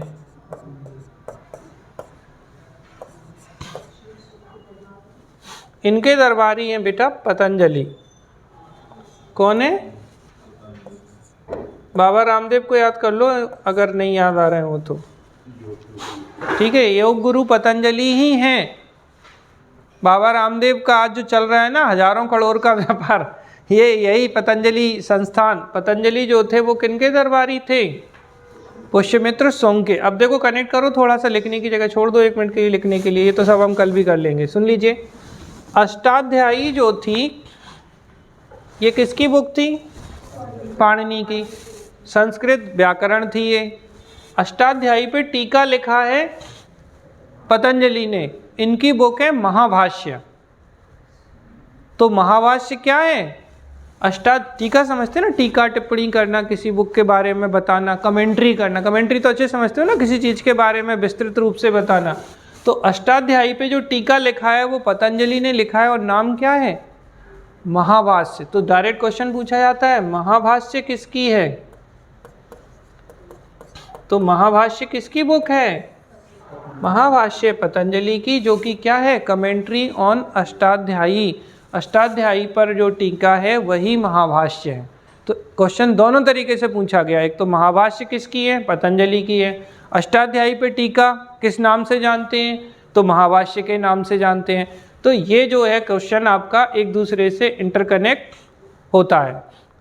समझ में आ रही है बात आपको? ठीक है, अब इसके अलावा हम कुछ नहीं बता रहे हैं, रिवीजन कर लेते हैं पहले, फिर बात करेंगे इसके आगे कुछ भी। चलो बताओ जल्दी जल्दी। सबसे पहले कहाँ से शुरू करें पिक्चर? पहला क्वेश्चन है मौर्यकालीन प्रशासन की जानकारी। इंडिका से। इंडिका किसकी बुक? मेगास्थनीज की। मेगास्थनीज किसका दरबारी? सेल्यूकस निकेटर का। और इंडिका में किस किस की जानकारी मिलती है? मौर्यकालीन समाज कितने वर्गों में? ठीक है। मौर्यकालीन प्रशासन के सिद्धांत अर्थशास्त्र से। किसकी बुक? चाणक्य, कौटिल्य। इसमें कौन कौन से सिद्धांत? मंडल सिद्धांत, सप्तांग सिद्धांत। ठीक, ये तो दो बातें थीं जो अपनी पिछली थी। इसके बाद फिर हम बैक प्लेस में आए तो 16 महाजनपदों में से एक महाजनपद था मगध। मगध जो है वो सबसे शक्तिशाली महाजनपद था। उनमें जो पहला वंश था वो बृहद्रथ वंश, बृहद्रथ, और उसके बाद जरासंध महत्वपूर्ण शासक। इसके बाद जो पहला महत्वपूर्ण वंश आता है एक्चुअली इतिहास के अकॉर्डिंग, वो है हर्यक वंश। हर्यक वंश या पितृहंता वंश। संस्थापक बिंबिसार। बिंबिसार का बेटा अजातशत्रु, इसने इनकी हत्या की, इसीलिए पितृहंता। इनका बेटा उदयन। उदयन ने क्या किया? पाटलिपुत्र की स्थापना। अच्छा, अजातशत्रु के समय कौन सी संधि थी? पहली बौद्ध संधि थी। उसके अध्यक्ष महाकश्यप। और कब हुई थी? 483 BC में। चलो बढ़िया। इसके बाद उदयन ने के बाद अंतिम शासक नाग दशक। तो नाग कैसे कनेक्ट करना है? नाग, नाग को मारा शिशुनाग ने। कौन सा वंश? शिशुनाग वंश। इनका बेटा कालाशोक। इसके समय की महत्वपूर्ण घटना द्वितीय बौद्ध संगीति। इसका टाइटल काकवर्ण। फिर इसके बाद अंतिम शासक नंदीवर्धन, इसकी हत्या महापद्म नंद। और महापद्म नंद के टाइटल सर्वछत्रांतक, एकराट, द्वितीय परशुराम। ठीक है, और ज़्यादा तो भार्गव। ठीक है। इसका बेटा घनानंद। इनका दरबारी कौन था? महापद्म नंद का पाणिनि। पाणिनि की बुक अष्टाध्यायी। अष्टाध्यायी पे टीका महाभाष्य पतंजलि ने। बहुत बढ़िया। धनानंद किसका समकालीन? सिकंदर का। धनानंद को कौन पराजित करेगा? चंद्रगुप्त मौर्य। किस वंश की स्थापना? चंद्रगुप्त मौर्य। चंद्रगुप्त मौर्य के बाद बिंदुसार। चंद्रगुप्त मौर्य के title Sandrocottus, Androcottus. Bindusara, Bindusara को अमित्रघात। और बिंदुसार का बेटा अशोक। अशोक देवनाम प्रियदर्शी। अभी पढ़ेंगे डिटेल में, कुछ नहीं करना है आपको। अशोक के बाद अंतिम शासक बृहद्रथ। बृहद्रथ की हत्या इनके सेनापति पुष्यमित्र शुंग। और पुष्यमित्र शुंग के दरबारी पतंजलि। और पतंजलि ने इनके लिए 2 अश्वमेध यज्ञ किए। और पतंजलि की बुक ही महाभाष्य है। ठीक है, इतनी बातें आपको ध्यान रखनी है बहुत अच्छे से। अगर आपको क्रम और उससे संबंधित 2-2, 3-3 चीज़ें याद रहीं तो बाकी इतिहास आपका सरल हो जाएगा। आप ये चीज़ अच्छे से ध्यान रख लीजिए, एंशिएंट इंडिया का इतिहास और दूसरा मुगल कालीन और सल्तनत कालीन साहित्य, यही 3 चीज़ें हैं जो इतिहास में थोड़ी सी डिफ़िकल्ट मानी जाती हैं, क्योंकि यहाँ कई सारे वंश आप एक साथ देखते हैं। बाकी का इतिहास बहुत एंटरटेनिंग है, और ये अच्छे से अगर समझ में आ गया तो बाकी सब आ जाएगा। ठीक है। अब देखो, आप अगर मान लो शिशुनाग वंश आ जाता तो आप लिख सकते थे। इतने के बावजूद अब थोड़ा सा हम जब शिशुनाग के बारे में और बताएंगे तो आप आराम से पूरा लिख लेंगे। ये तो हमने आपको जितना बता दिया ना, बस इतना ही है नंद वंश में। इससे ज़्यादा आपको कभी नहीं आएगा। 5 मार्कर से ज़्यादा आता नहीं है। ज़्यादा से ज़्यादा होगा तो 3-3 मार्कर पूछ लेंगे, या फिर पाणिनि पूछ लेंगे। तो पाणिनि पूछें तो कैसे? पाणिनि व्याकरणाचार्य, बुक अष्टाध्यायी। किसकी बुक? संस्कृत ग्रामर की। इस पर टीका महाभाष्य। और किसके दरबारी? महापद्म नंद के। खत्म पाणिनि। सेम चीज़ पतंजलि के साथ लिख सकते हैं आप। पतंजलि किसके दरबारी? पुष्यमित्र शुंग के। बुक महाभाष्य। और पतंजलि किस दर्शन के जनक? योग दर्शन इन्हीं का था। इन्हीं ने पुष्यमित्र शुंग के लिए क्या किया?